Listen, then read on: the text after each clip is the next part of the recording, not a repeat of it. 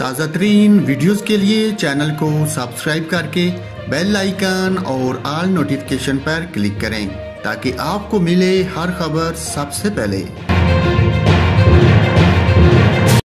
और नाजरीन, आपको बताएं, कराची में मूसलाधार बारिश के बाद शहर की कई सड़कें ज़ेरे आब आ गईं। नागन चुरंगी पर शहरी टायर ट्यूब में बैठकर सड़क पार कर रहे हैं। शहरी अपनी खराब होने वाली बाइक को ठेले पर रख कर ले जाते हुए भी देखे गए।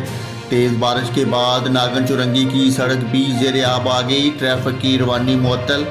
जिले बस्ती में नागन चुरंगी के फ्लाईओवर पर गाड़ियों की लंबी कतारें लग गई। महकमा मौसमियात के मुताबिक सबसे ज़्यादा बारिश सरजानी टाउन में 70 मिलीमीटर रिकॉर्ड की गई। महकमा मौसमियात का कहना है कि PAF फैसल बेस पर 36, गुलशन उमार में 3.6 मिलीमीटर बारिश रिकॉर्ड की गई।